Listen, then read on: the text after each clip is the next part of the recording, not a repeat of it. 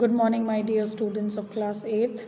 I welcome you all to this new class of geography where we will continue with the chapter agriculture. Children, in the previous classes we have studied introduction, meaning of agriculture, then the three major economic activities associated with agriculture, not just agriculture overall, then why agriculture is majorly called as a primary sector activity, and let us see the next part of the chapter, the farm system.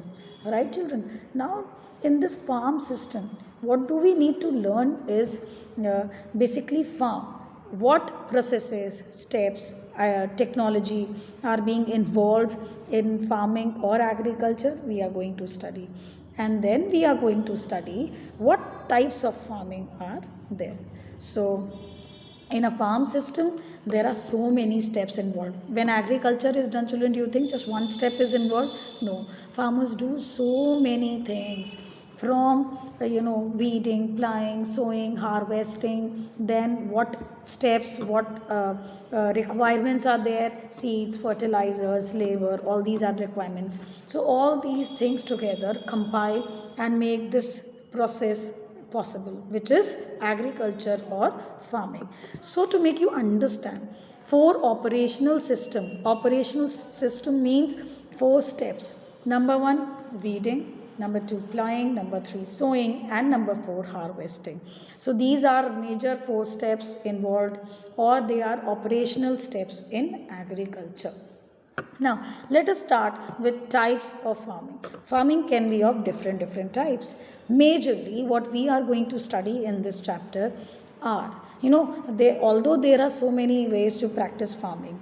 Now, based on the availability of technology, labor, geographical conditions, then farming strategies, we can categorize these types of farming into two: subsistence farming, commercial farming. Now, number one, subsistence farming. From the name itself, you will get to know that meeting the own demands, subsistence level, we always talk about in science. So, in order to meet the demands of the family of a farmer, this type of farming is followed. Household labor along with technology of low level are used to produce on small scale. This type of farming is further classified into two parts. A big heading, subsistence, sub. We say na, you ask your subconscious mind, something which is for us only. So subsistence farming, which is done to meet our own demands. It is not for anybody else, it is to meet our own demands. Now in this subsistence farming, there are again further types, two parts. Number one, intensive subsistence farming. Now here the word intensive must be giving you a clear meaning. In this, the farmer takes the help of more laborers and tools of small size in order to cultivate his plot of land which is very small in size. Intensive. A farmer who has his own land, he will call all his family members, they will work and they will cultivate and they will grow crops because the land holding is very small. Then children, a few farmers are able to grow more than one crops in the same piece of land. In this case, climate should be favorable. If you can have, different types of crops grown, then the climate should favor that crops. Now, the most important crop is rice. The example of other crops are maize, pulses, oil seeds, etc. Now, children, subsistence agriculture is majorly practiced in areas which have a thick population. Because thick population, obviously land holdings are going to be less. So subsistence agriculture is mainly practiced in the areas of thick population, and these areas majorly receive rainfall during the season of monsoons. Now, second type of subsistence agriculture, which is primitive subsistence agriculture. Under the heading subsistence agriculture, we have two: intensive, primitive. Intensive must be with more population over the area where population is high, then piece of land is small, and the local members are called and the work is done.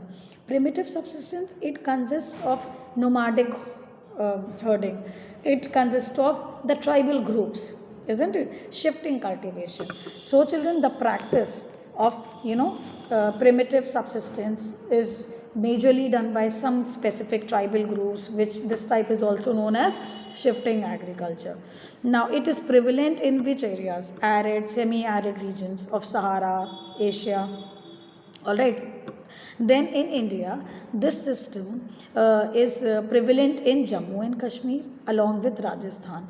In the process of this shifting agriculture or nomadic farming, a herdsman travel with his livestock from one place to another in a well defined route in order to get food and fodder.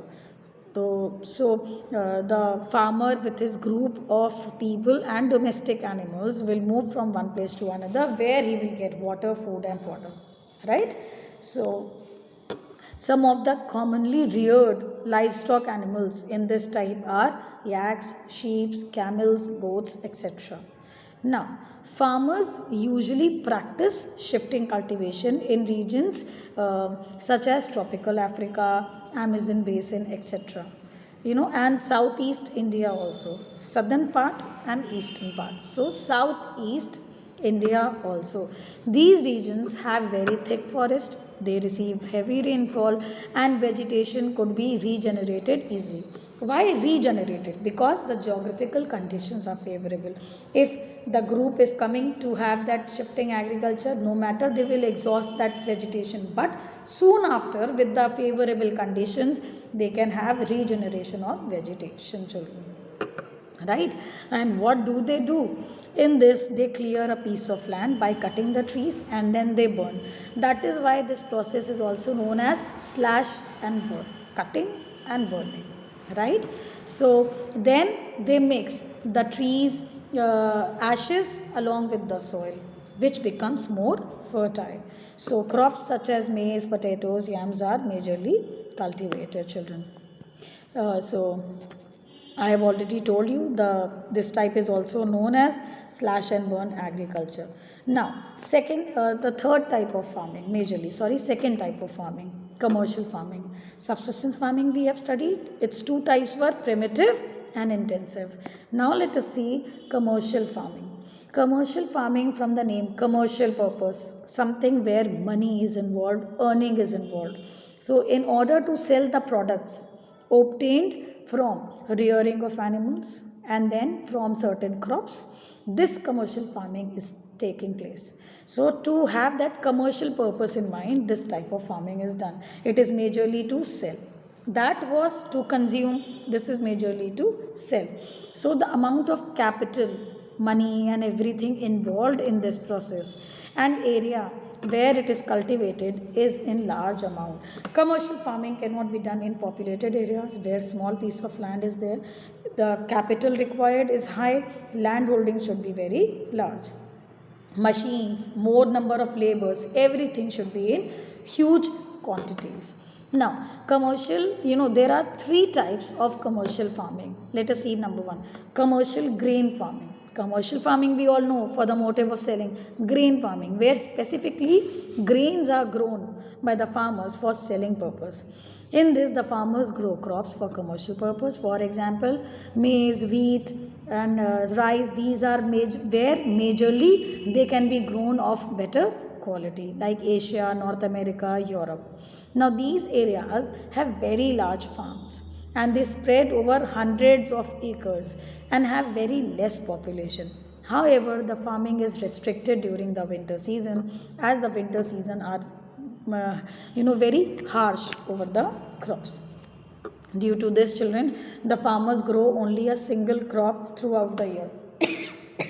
Since Europe, Asia are having this type of tropical type of climate where winters are very harsh, so they can grow only one crop. I told you mixed cultivation can be done, but climatical conditions should be favorable. Now, first type was commercial grain farming. Let us see second type, which is mixed farming. Mixed, from the name itself, the farmer use the land in order to grow food crops, fodder which is the food of domestic and rearing animals. Along with this, they also rear livestock. Mixed farming is carried out in regions such as Argentina, Southeast Asia, Europe, New Zealand, etc. And the third type of commercial farming is plantation farming. In this type of farming, the farmers grow a single crop of sugarcane, coffee, cashew, tea, cotton, rubber, banana. This process needs labor capital in huge amount. So they are known as plantation. We have always talked about tea plantation, coffee plantation. We never speak tea farming, coffee farming. It is plantation because they require huge capital, huge labor, so many, right? So this process needs much labor.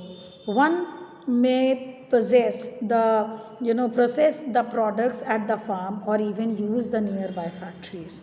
The areas where such farmings are being carried on, they need to have very strong transportation connectivity. They need to have a well developed system of transportation, children, right? Now we will see major crops in the next class, and hope this much portion is understood by you all. So thank you so much, children. Have a nice day.